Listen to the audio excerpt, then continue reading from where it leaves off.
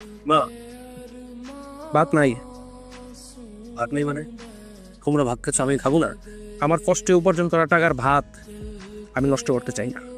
তুমি কোনো কাজ পাজ করবা না, শুধু বাইরে দিয়ে ঘুরবা, টাইমলি বাসায় এসে খাবা। আমার মাত্র এত কষ্ট করে ইনকাম করে, আর সেই টাকা খাবার তুমি এভাবে নষ্ট করবা, সেটা আমি তোকে দিব না। বৌমা, তুমি চুপ করো, চুপ করে খাও। আমার ছোট ছেলের জন্য আপনার এত মায়া, আর যেই ছেলে এত কষ্ট করে ইনকাম করে আপনাদের খাওয়াইতেছে, তার জন্য খুব মায়া নেই? চুপ করবে কেন? বাবা তো ঠিকই বলছে, এই সংসার এখনো আমার কথায় চলে। তুমি যদি ওকে ভাত দাও তাহলে ওর মতো তোমাকে ওই বাড়িতে না খেয়ে থাকতে হবে। আব্বা, মাথা বার করবেন না তো। কিছু মানুষের না লজ্জা শরম। আরে বিদেশ যাওয়া ডলার কামানো কি এত সহজ? হ্যাঁ, বিদেশ যাইতে কত টাকা লাগে তুই সেটা জানোস? আমরা সবাই মিলে যদি তোকে টাকা দেই, সেই টাকা যে মার যাবে না, এটার কোনো গ্যারান্টি আছে? আজকে থেকে আমার একটাই ছেলে, রাখি। রাকির নামে যে আমার একটা ছেলে ছিল, এটা আমি ভুলে গেলাম। এই রোটিটা দেবে না, আগের 1250 টাকা পাই, ওই টাকা দিয়া তারপর রোটিটা দেবেন। আমার কিন্তু একটু মানে জরুরি, 5,000 টাকা দিতে পারবি? মানে আজকে মোয়ের জন্মদিন তো, ওরে কিছু একটা গিফট দিতাম। 20,000 টাকা নিয়েছিল, যে মনে আছে? টাকা পয়সা 2 দিন পর পরই নেস, দেওয়া তো কোনো নামগঞ্জ থাকে না। এটা তো আমার আসলে সময় হলো, মানে আমি বুঝলাম না, আজকে একটা স্পেশাল দিন, আজকেও তোমার দেরি করতে হবে? Sorry. Happy birthday to you. Thank you so much. Happy birthday to you, happy birthday ইয়ার।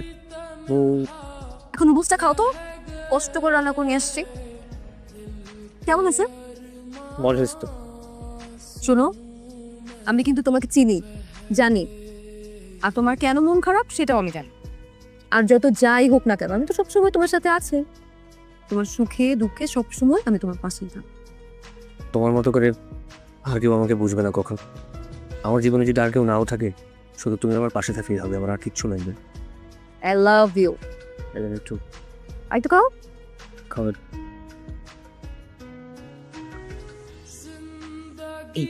চুপচাপ খেয়ে নে। আমি খাবো না। রাগ করছিস কেন? খিদে পেয়েছে না? খেয়ে নে বাবা। না, আমি খাবার খেলে তো তোমাদের খাবারের ওয়েস্ট হয়, নষ্ট হয়। মা, আমি কি কম চেষ্টা করি? আমি জানি তো, আমি জানি তুই চেষ্টা করিস। আমি মা না, আমি তোর সব কথা জানি। আমি আল্লাহর কাছে বলি, আল্লাহ আমার ছেলেকে তুমি অনেক পূর্ণ করো।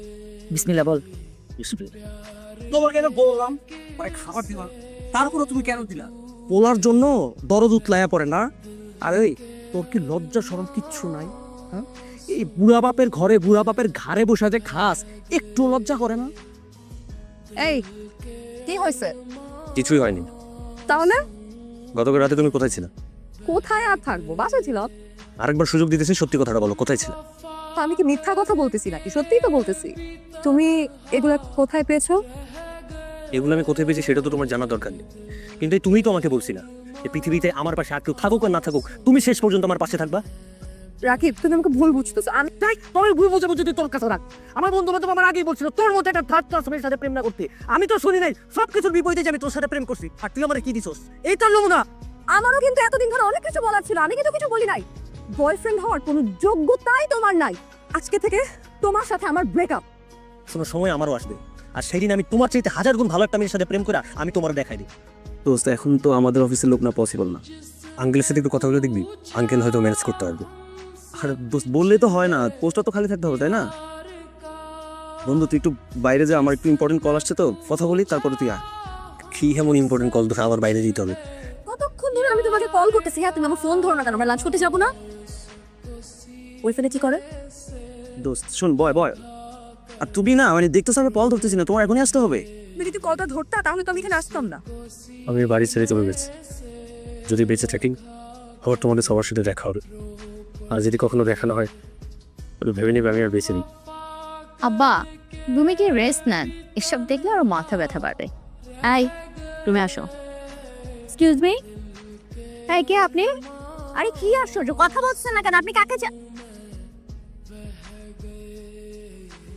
আমা, আপা, কত খুঁজছি তোকে, একটু রাত ঘুমোতে পারিনি। আমার মনে আছে মা, তুমি আমাকে দিয়েছিলে। দেখো না, রাকিব ফিরে এসেছে। মা, আমি একটু লন্ডনে ছিলাম, আজকে আমি লন্ডন থেকে দেখতে ব্যাক করলাম। লন্ডন? লন্ডন থেকে জিনিস নিয়ে আসছে এখন তো লন্ডন চাইতেও আমাদের কোনো বাধা থাকবে না, তাই না? ও ইচ্ছে করলে আমাদেরকে লন্ডন নিতে পারবে, রাইট? এই তোর বয়ফ্রেন্ড কি আদৌ আসবে? আর তো কম চলে আসবে। আসলে এতদিন লন্ডনে ছিল, দেশে আসছে তো সেই জন্য হয়তো লেট হচ্ছে। আর লন্ডন থেকে আসে ভালো কথা, ভালো কোনো একটা রেস্টুরেন্টে নিয়ে বসাবে। এই প্রেম বাগানে কেন নিয়ে আসছে? আপু এই জায়গাটা ওর খুব পছন্দের জায়গা, একটু পরে ফ্রি হবো। কেমন আছো? আমার তুমি আমি খুব ভালো আছি, তুমি ভালো আছো? ভালো আছি। আপু রাকিব আপু কেমন আছেন আপনি? ভালো আছি, আপনি? আরে চিন্তা ভাই, ও মাই গড, গোল্ড! একদম 22 ক্যারেট।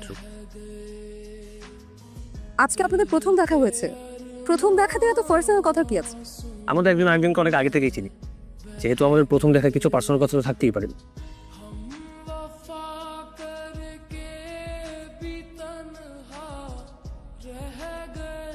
কেসে ফোন আসছে? আপু রাকিব, চল খাইতে চল। তোর ভাবি তোর জন্য নিজ হাতে অনেকগুলো মজার মজার খাবার রান্না করছে। তোমাদের আবদারটা কি বলে ফেলো শুনো। তুই না আমার জন্য কি গিফট আসছিলা, গিফটটা দাও। তোমরা এটা স্টার্ট করো, এই টাকাটা রাখো, কাজে দিবে। ভাই রাকিব, আমার না দীর্ঘদিন ধরে আমার চাকরিটা নাই, আমি সম্পূর্ণ বেটার। তুই যদি আমারে কিছু টাকা দিতি তাহলে আমি একটা ব্যবসা করতে পারতাম ভাই। তোরা এত তাড়াতাড়ি অতীত ভুলে গেছিস? তোদের মনে নেই আবার টেবিল থেকে না খাইয়ে ওকে উঠিয়ে দিয়েছিলি? সেদিন বাসা থেকে বের হওয়ার পর আপনাদের নাকি খুব জরুরি ভিত্তিতে কিডনি প্রয়োজন। ডক্টরের রিপোর্ট সবকিছু পজিটিভ, আমি চাইলেই দিতে পারবো। ভাইয়া আপনি বোঝার চেষ্টা করুন, কিডনি আমাদের ম্যানেজ হয়ে গেছে, আপনার কিডনি বিক্রি করতে হবে না। বিদেশ যেতে আপনার যত টাকা লাগে আমি দিব, যখন অ্যাবিলিটি হয় ফেরত দিয়ে দিন। লন্ডনে যাওয়ার পরে আমার একটা মেয়ের সাথে পরিচয় হয়। ওরে বাবা, বড় হয়ে গেছিস না? তুমি আসো মা, আসো। সালাম দাও। ওয়ালাইকুম আসসালাম। ওয়ালাইকুম আসসালাম। আমার একটা কথা ছিল আপা, ভাই আমার মেয়েকে আপনারা পছন্দ করেছেন, আলহামদুলিল্লাহ। আপনাদের যদি কোনো দাবি দাওয়া থেকে থাকে নিশ্চিন্তে বলতে পারেন, আমাদের কোনো অসুবিধা নেই। আম্মা আমার কাছে একটা লিস্ট করাই আছে, সেটা আমি আন্টিকে দিয়ে দিই। তুমি চুপ করো। না না আপা, আমাদের কোনো দাবি দেওয়া নেই। আমরা একটা বৃষ্টি মেয়ে আমরা বউ হিসেবে পাচ্ছি, সেইও। সহ্য করতে কষ্ট হয়। আমার তো তোমার এইসব নাটক দেখে হাসি পাচ্ছে। পারলে আমাকে মাফ করে দিও। যে মানুষটা অন্য একটা মানুষের মন নিয়ে খেলে, ভালোবাসা নিয়ে খেলে, আবেগ নিয়ে খেলে, তাকে আমি কখনো মাফ করতে পারি না। আপুকে এত সময় দেওয়ার কি আছে? আমি এতদিন পর দেশে আসছি, তুমি আমাকে সময় দেবে। আপুর একটু মন খারাপ, সেজন্য আপুর সাথে বসেছিলাম। আপুর 4 বছর আগে বিয়ে হয়েছিল, তারপর ওরা সেপারেশন নিয়ে নেয়। তো কেন এঙ্গেজমেন্ট করবি না? মা, আমি মৌকে ভালোবাসি। মৌকে ভালোবাসিস মানে? আমরা এখানে তুলির সাথে তোর এঙ্গেজমেন্ট করতে আসছি, আর তুই এখন বলছিস তুই মৌকে ভালোবাসিস? আমি যতদূর জানি মো একটা ডিভোর্সি মেয়ে। আমি আমার ভাইয়ের প্রেম ভালোবাসা তো কোনো ডিভোর্সি মেয়ের সাথে মাইনা নিব না। আপনি এখানে আসছেন আমার ছোট বোনের সাথে এঙ্গেজমেন্ট করতে। আপনি আমার ছোট বোনকে বিয়ে করবেন? আপনি কিভাবে ভাবলেন যে আমি আমার ছোট বোনকে কষ্ট দিয়ে আপনাকে বিয়ে করবো? আমরা তো এই জন্যই প্ল্যানটা করেছিলাম, তাই না দিল ভাই? আমি কষ্টে পানি আমি খুব করিয়ে দে, ওভাবে করিয়ে দে।